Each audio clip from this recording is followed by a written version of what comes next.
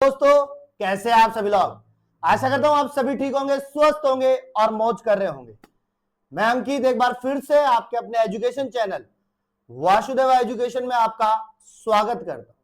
और दोस्तों आज मैं लेके आया हूं आपके लिए एक बहुत बड़ा सरप्राइज पैकेज, जहां पर मैं आपके लिए लेके आया हूं short type important questions.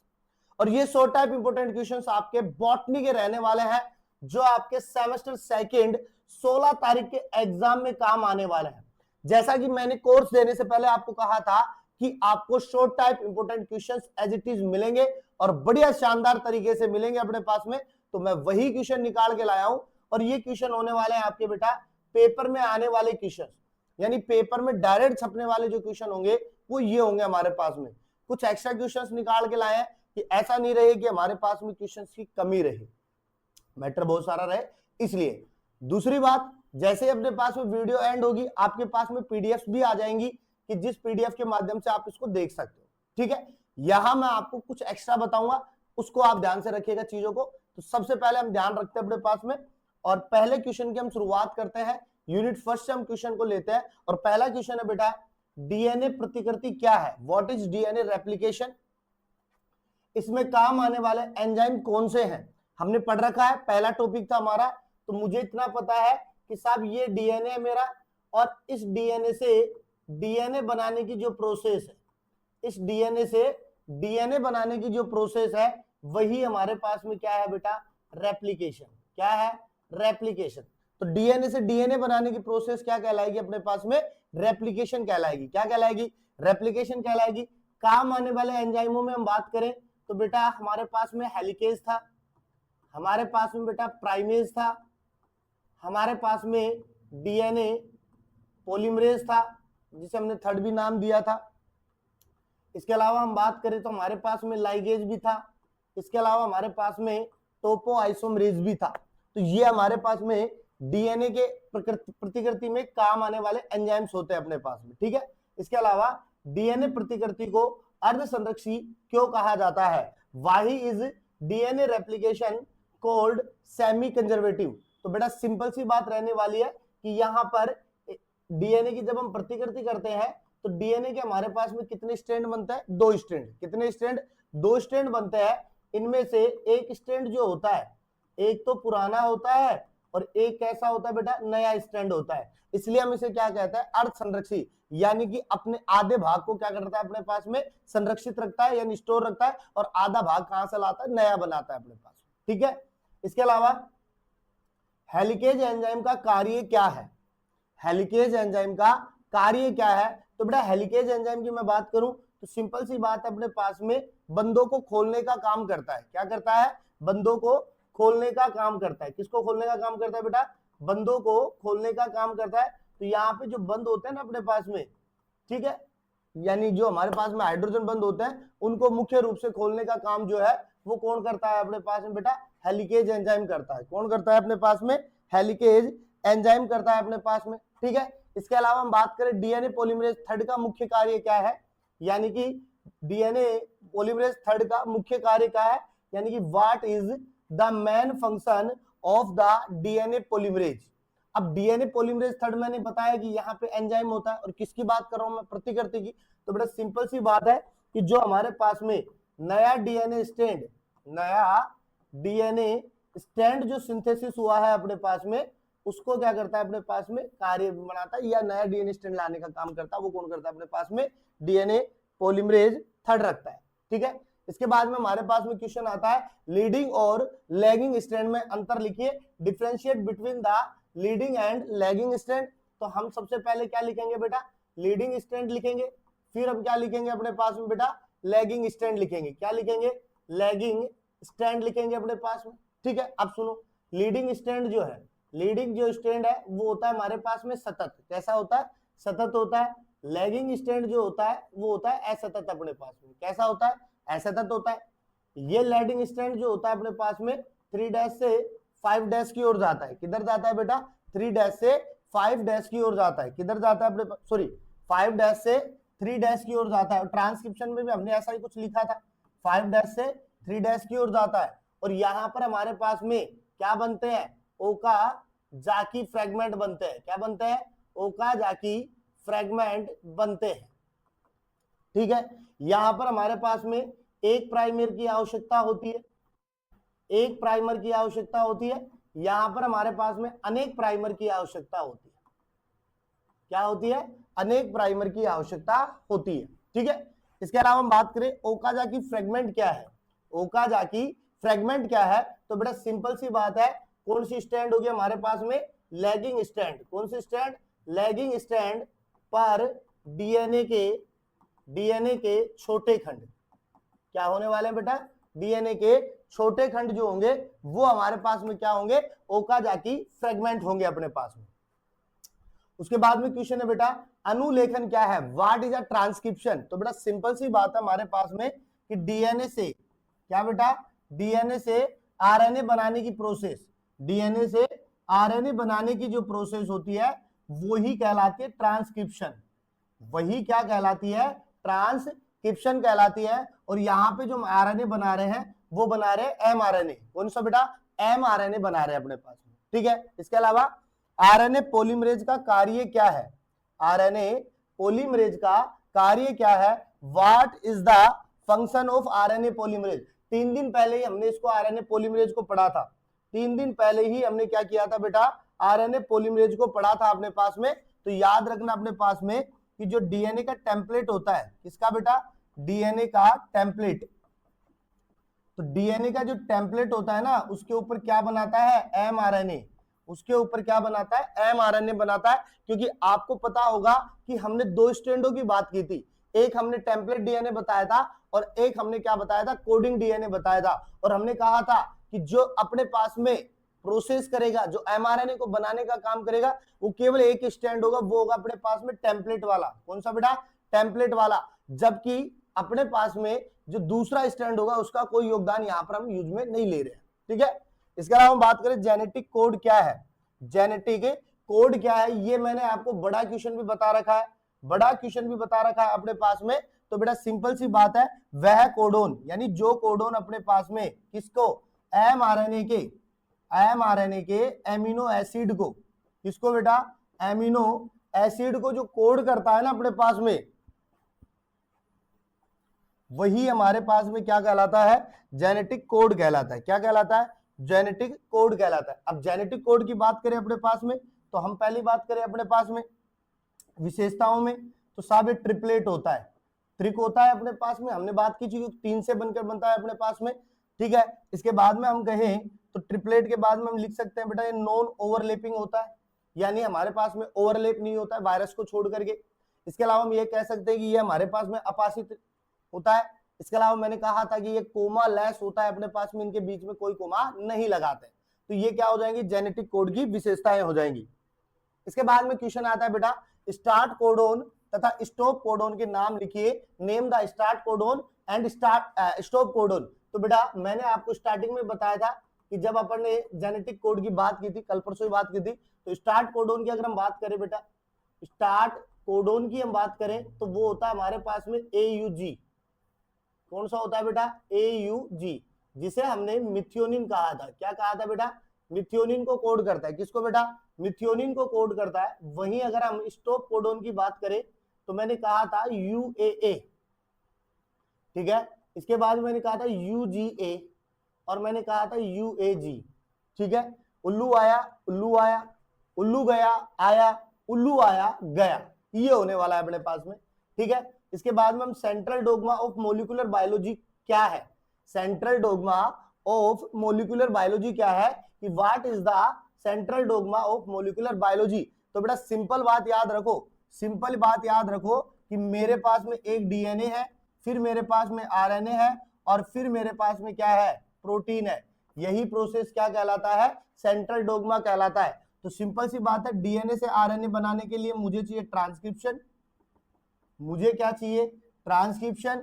RNA से प्रोटीन बना ट्रांसलेशन,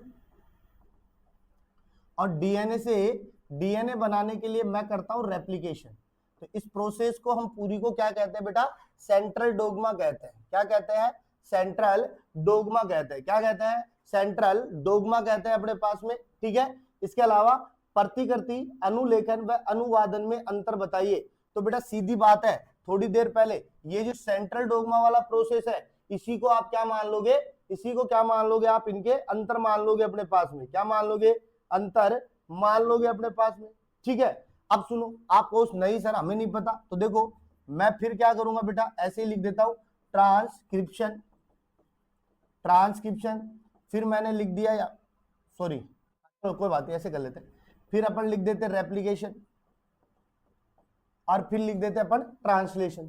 तो बेटा देखो ट्रांसक्रिप्शन में मैंने क्या किया था, ट्रांसक्रिप्शन में मैंने क्या किया था, डीएनए से आरएनए बनाया।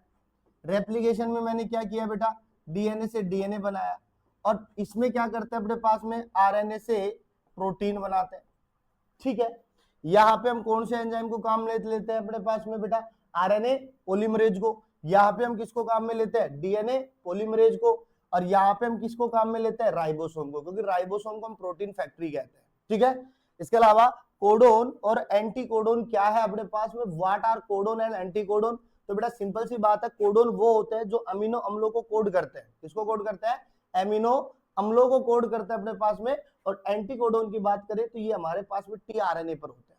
ठीक है, तो इस प्रकार से मेरे पास में यूनिट फर्स्ट के क्वेश्चंस कंप्लीट होते हैं। बाद में हम बात करें बेटा यूनिट सेकंड की।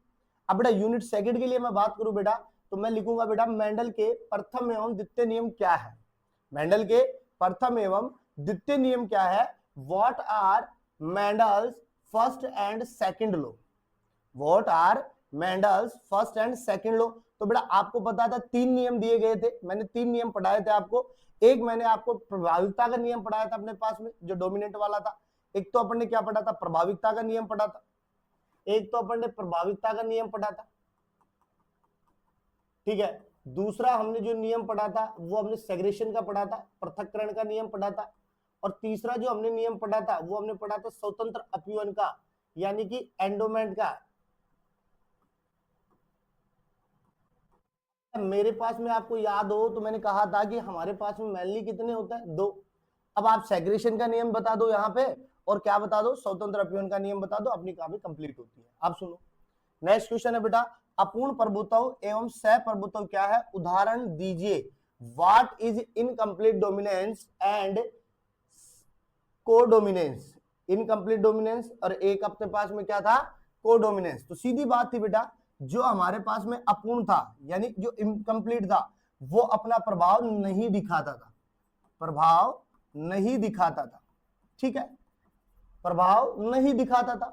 और सह प्रभाविता में मैंने क्या बताया था बेटा, वो अपने साथ साथ रहते हैं, यानी प्रभाव भी दिखाते हैं और अपने साथ साथ भी रहते हैं। यानी कि हमने एबीओ ब्लड ग्रुप की बात कर ली थी यहाँ पे, और यहाँ पे आप मीरा ब्लिस जलापा की बात कर सकते हो। किसकी बेटा, मीरा ब्लिस जलापा की बात कर सकते हो। बहुएलिलता क्या है, एबीओ रक्त समूह का उदाहरण दीजिए। What is a multiple allelism, explain with the example of the ABO blood group. ABO blood group अपने पास में, अब देखो आपको पता था बेटा, मैंने उस समय भी कही थी आपको बात, एक जीन के 1 से 2 या 1 से अधिक क्या संभव हो बेटा, एलील संभव हो, एलील संभव हो, वो अपने पास में कौन सा हो जाएगा बेटा, बहु एलीलता। बहु का मतलब ज्यादा, तो एक जीन के 1 से अधिक एलील हो। जैसे अपने पास में कह रहा है एबीओ का ले लो आप, तो एबीओ में मैंने आपको आईए पढ़ाया, मैंने आपको आई भी पढ़ाया, और फिर मैंने एक आपको आई पढ़ाया, और ऐसे करके हमने जो एलील बनाए थे ना वो हमने 5 बनाए थे। कितने बनाए थे, 5 एलील बनाए थे अपने पास में। ठीक है, घातक जीन्स की बात करें तो घातक जीन्स वो होते हैं जो मृत्यु का कारण बनते हैं अपने पास में। और एपिस्टेसिस की बात करें अपने पास में तो हम लिख सकते हैं कि ये हमारे पास में स्थानांतरण का काम कर लेता है आराम से। ठीक है, इसके बाद में क्वेश्चन आता है बेटा, एबीओ रक्त समूह में पाए जाने वाले एलीलों के नाम लिखिए। Name of the alleles found in the ABO blood group system. तो बेटा सिंपल सी बात है, ए है तो हम इसके लिए आईए भी लिख सकते हैं, आईए लिख सकते हैं, इसके अलावा आईए आई भी लिख सकते हैं। बी की बात करें तो हम इसके लिए आईबी भी लिख सकते हैं, आईबी भी लिख सकते हैं, और आईबी आई भी लिख सकते हैं। इसके अलावा हम बात करें एबी की तो एबी के अंदर हम आईए भी लिख सकते हैं, आईबी भी लिख सकते हैं। ओ के लिए हम बात करें तो आई भी लिख सकते हैं।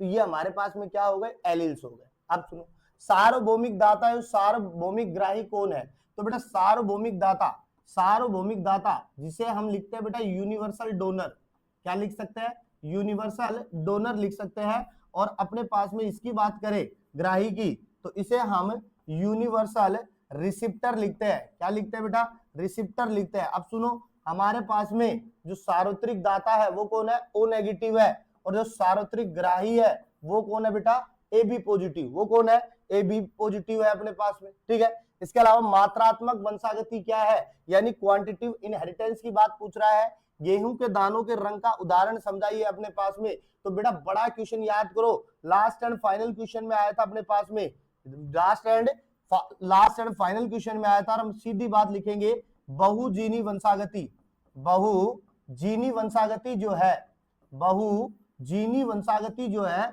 वही हमारे पास में मात्रात्मक वंशागति होती है, वही हमारे पास में क्वांटिटिव इनहेरिटेंस होती है। और यहाँ पे आपके पास में एग्जाम्पल हो जाएगा गेहूं के दानों का रंग, क्योंकि गेहूं के दानों का रंग क्या होता है, अलग अलग होता है अपने पास में, क्या होता है, अलग अलग होता है अपने पास में।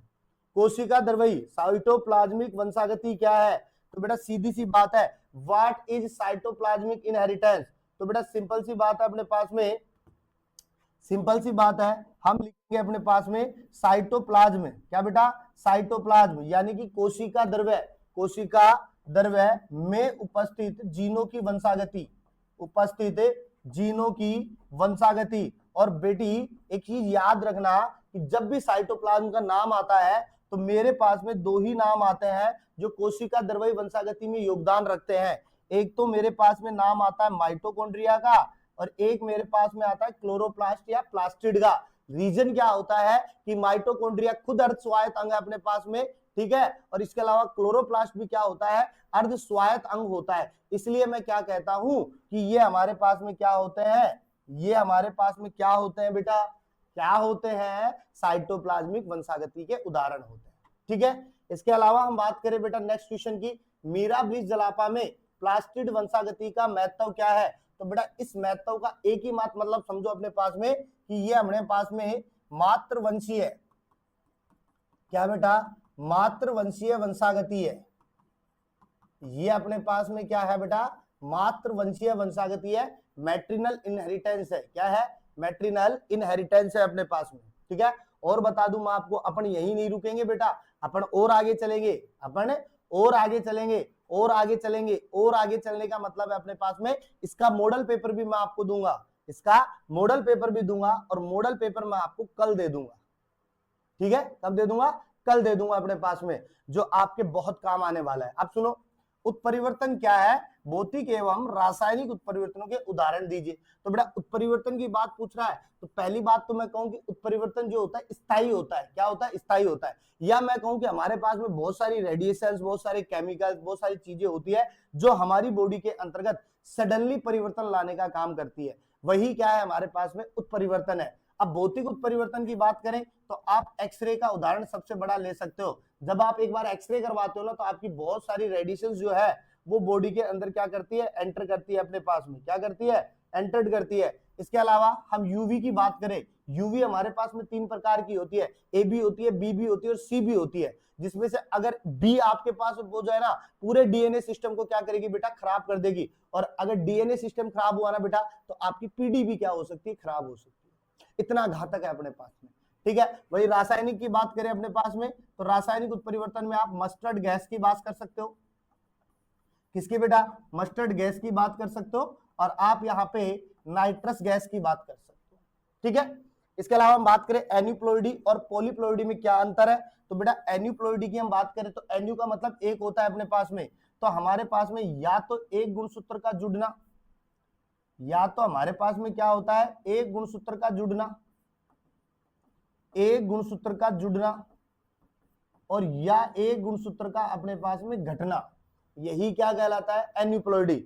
और वहीं अगर हम पॉलीप्लॉइडी की बात करें तो हमारे पास में एक से अधिक गुणसूत्रों का जुड़ना,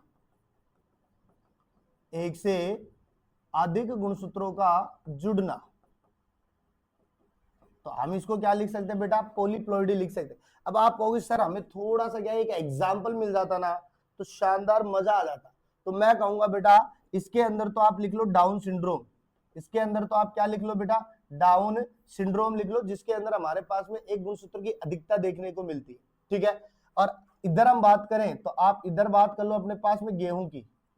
ठीक है, तो ये हमारे पास में क्या हो जाएगा, एनिप्लॉइडी और पॉलीप्लॉइडी। अब इधर देखो, ये मेरे पास में 4 शब्द दिए गए हैं, एक हमारे पास डिलीटेशन दिया हुआ है, एक डुप्लीकेशन दिया हुआ है, एक इन्वर्जन दिया गया है, एक ट्रांसलोकेशन दिया गया है। सीधा समझो बेटा, डिलीटेशन का मतलब डिलीट करना, तो हम लिखेंगे गुणसूत्र को हटा देते हैं। गुणसूत्र क्या होते हैं, हट जाते हैं, डिलीट कर देते हैं। डुप्लीकेशन, डुप्लीकेट का मतलब होता है हमारे पास में नई कॉपी बनाना, तो हम लिखेंगे कि गुणसूत्र जो होते हैं वो दोहराए जाते हैं। गुणसूत्र क्या होते हैं बेटा, दोहराए जाते हैं अपने पास में। इन्वर्जन, इन्वर्जन का मतलब होता है उल्टा करना, तो यहाँ पे गुणसूत्रों का जो क्रम है वो क्या होता है, उल्टा हो जाता है बेटा। ठीक है, ट्रांसलोकेशन, ट्रांसलोकेशन, ट्रांस का मतलब अपने पास में एक स्थान से दूसरे स्थान पर भेजना, तो मैं लिखूंगा बेटा यहाँ पे क्या लिखूंगा बेटा, स्थानांतरण हो जाता है। क्या होता है, स्थानांतरण होता है, किसका बेटा, गुणसूत्रों का। ठीक है, और क्लास बेटा अपने पास में ऐप पर क्लास लेने का सबसे बड़ा फायदा यही है कि आपको चीजें पहले मिल रही है, और ये चीजें पहले मिल रही है मतलब आप अपनी तैयारी को एक कदम आगे लेके जा रहे हो। और मैं गारंटी देता हूं बेटा, मैं गारंटी देता हूं, आप केवल हमारे अकॉर्डिंगली चल रहे हो ना, और हमारे अकॉर्डिंगली अगर आप तैयारी कर रहे हो, मैं लिख के देता हूं, आपको कोई पेपर बैग नहीं निकाल सकता, क्योंकि पेपर अपने पढ़ाए हुए मैटर से बाहर नहीं जाएगा। ये मैं पहले कह रहा था और अभी भी कह रहा हूं, और हमेशा कहता हूं कि हमारे पास से पढ़ाए हुए मैटर से आपको बहुत कुछ देखने को मिलता है, बहुत कुछ देखने को मिलता है। आप सुनो, यूनिट 3 से हमारे पास में पहला क्वेश्चन आता है, टेरिडोफाइटा को प्रथम सवैनी स्थलीय पौधे क्यों कहा जाता है, कि why are pteridophyte called the first vascular land plant, क्यों कहा गया। तो बेटा सिंपल सी बात है, इनमें सबसे पहले हमारे पास में जाइलम और फ्लोएम देखे गए थे। क्या देखे गए थे बेटा, जाइलम और फ्लोएम देखे गए थे, क्योंकि जहां जाइलम पाया गया, जहां फ्लोएम पाया गया, वहां हम इनको क्या कहते हैं, वेस्कुलर, क्या कहते हैं, वेस्कुलर टिश्यू कहते हैं अपने पास में। और यहाँ पे हमारे पास में सवैनी की बात हो रही है, और सवैनी का मतलब भी क्या होता है बेटा, वेस्कुलर होता है। क्या होता है बेटा, वेस्कुलर होता है अपने पास में। क्या होता है, वेस्कुलर होता है अपने पास में। तो सीधी बात है, जाइलम और फ्लोएम की बात करेंगे जो सबसे पहले आए थे यहाँ पे। टेरिडोफाइटा और जिम्नोस्पर्म एक समानता पूछ रहा है, तो बेटा टेरिडोफाइटा भी आपने पढ़ा है और जिम्नोस्पर्म भी आपने पढ़ा है, तो बेटा सिंपल बात लिख दो, सिंपल बात लिख दो कि हम लिखेंगे यहाँ पे कि यहाँ पे दोनों के अंदर प्रथम सवैनी, या मैं लिखूंगा सवैनी उत्तक पाए जाते हैं। क्या पाए जाते हैं बेटा, सवैनी उत्तक पाए जाते हैं अपने पास में, यानी कि वेस्कुलर टिश्यू देखने को मिलते हैं, पहली बात। दूसरी बात, इक्विसीटम को सामान्यतः किस नाम से जाना जाता है, by what common name is equisetum generally now, तो किस नाम से बेटा, तो मैंने आपको बताया था हॉर्स टेल। क्या बेटा, हॉर्स टेल अपने पास में, घोड़े की पूंछ के समान मैंने कहा था अपने पास में। ठीक है, मार्सिलिया में पाया जाने वाला विशेष प्रजनन अंग क्या कहलाता है, कि what is the special reproduction structure found is Marsilea cold, तो आप लिख दो बेटा स्पोरोकार्प। क्या लिख दोगे, स्पोरोकार्प जो है वो एक स्पेशल प्रजनन अंग के रूप में काम आता है। भाई हम बात करें हेटेरोस्पोरी क्या है, सेलेजिनेला में हेटेरोस्पोरी का महत्व बताइए। और ये क्वेश्चन बेटा मैंने बड़ा भी दिया है आपको, क्या दिया है, बड़ा भी दिया है मैंने अपने पास में। और करना क्या है बेटा, सिंपल सी बात है, हेटेरो का मतलब होता है अलग अलग अपने पास में, अलग अलग। तो हमारे पास में जो दो मैक्रो और माइक्रो दोनों से मिलकर बना है ना, उसे ही हम क्या कहते हैं, हेटेरोस्पोरी कहते हैं अपने पास में। और इसका उदाहरण जो है हेटेरोस्पोरी का क्या महत्व अपने पास में, तो हम लिख देंगे अपने पास में कि दिशा में बदलाव करता है, बीज की दिशा में क्या करता है बेटा, बदलाव लाता है, चेंजेस लाता है। क्या लाता है, चेंजेस लेके आता है अपने पास में। ठीक है, उसके बाद में साइलोटम को लिविंग फोसिल्स क्यों कहा जाता है, why is psilotum called as a living fossil, तो अपने पास में जो बेटा प्रिमिटिव यानी जो प्राचीन जीवाश्म थे, जो प्राचीन जो लुप्त हो चुके अपने पास में, उनके गुण भी पाए जाते हैं, उनके गुण पाए जाते हैं या उनके समान कैरेक्टर्स देखने को मिलते हैं, इसीलिए अपन इसको क्या कहते हैं, जीवित जीवाश्म कहते हैं। ठीक है, इसके अलावा टेरिडोफाइटा का एक आर्थिक महत्व, तो बेटा टेरिडोफाइटा का एक आर्थिक महत्व तो हम लिख देंगे कि सजावटी पादप के रूप में। किसके रूप में बेटा, सजावटी पादप के रूप में काम आता है। दूसरा मैं बताऊं बेटा यहाँ पे, तो आप लिख सकते हो कि साहब ये औषधीय पादप भी होता है। कैसा होता है, औषधीय पादप भी होता है। तीसरा आप लिख दो इसमें कास्ट के रूप में भी, क्योंकि इसकी लकड़ियों से कई सारी चीजें बनाई जाती है, फर्नीचर वगैरह बनाए जाते हैं अपने पास में, ठीक है। इसके अलावा हम बात करें बेटा, बड़ा क्वेश्चन, शानदार क्वेश्चन आता है अपने पास में, प्रोटो स्टील क्या है, सिफनो स्टील क्या है, और स्टीले क्या है अपने पास में। तो देखो बेटा ये जो प्रोटो स्टीले है ना, ये जो प्रोटो स्टीले है, तो ये जो प्रोटो स्टीले है ना, ये तो हमारे पास में बेलनाकार होती है। कैसी होती है बेटा? बेलनाकार होती है, लेकिन हम लिखेंगे इसको, ये कोमल होती है, तो सवैनी बेलन लिखेंगे अपने पास में, बेलन के समान, ठीक है। उसके बाद में हमारे पास में कौन सी है बेटा? सिफिनो। मेरे पास में कौन सी है बेटा? सिफिनो है अपने पास में। कौन सी है? सिफिनो है। अब सिफिनो स्टील को लिखूं मैं, तो मैं लिखूंगा बेटा ठोस। कैसे लिखूंगा बेटा? ठोस बेलनी, तो ठोस बेलन के समान होती है। और स्टेले को लिखूंगा बेटा मैं, तो स्टेले जो होती है अपने पास में मध्य में, कहां बेटा? मध्य में, बीच में, कहां बेटा? पित्त के पास में। कहां? पित्त के पास में, यानी मज्जा के पास में उपस्थित होती है, ठीक है। राइनिया किस प्रकार का पादप था? राइनिया किस प्रकार का पादप था? तो बेटा राइनिया जो था अपने पास में एक जीवित जीवाश्म। कैसा है बेटा? जीवित जीवाश्म। कैसा है बेटा? जीवित जीवाश्म। कैसा है? जीवित जीवाश्म का टेरिडोफाइट है। कैसा है बेटा? जीवित जीवाश्म का टेरिडोफाइट अपने पास में, ठीक है। इसके बाद में हम बात करें बेटा, इसके बाद में हम बात करें, नेक्स्ट क्वेश्चन आता है बेटा यूनिट 4 का, ठीक है। और ये है पैलियोबोटनी का जनक किसे कहा जाता है? Who is now as the father of पैलियोबोटनी। और बेटा पैलियोबोटनी का मतलब है अपने पास में फोजिल्स की स्टडी। क्या है बेटा? फोजिल्स की स्टडी अपने पास में। क्या था? फोजिल्स की स्टडी। तो इसका हो जाएगा बेटा एडोल्फ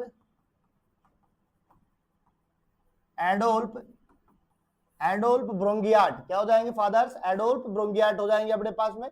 इसके अलावा जिम्नोस्पर्म का अध्ययन क्या कहलाता है अपने पास में? तो आप लिख लो बेटा जिम्नोस्पर्मोलॉजी। क्या हो जाएगा बेटा? जिम्नोस्पर्मोलॉजी हो जाएगा अपने पास में, ठीक है। जिम्नोस्पर्म को नेक्ड सीड प्लांट क्यों कहते हैं? नग्न बीज वाले पादप क्यों कहते हैं?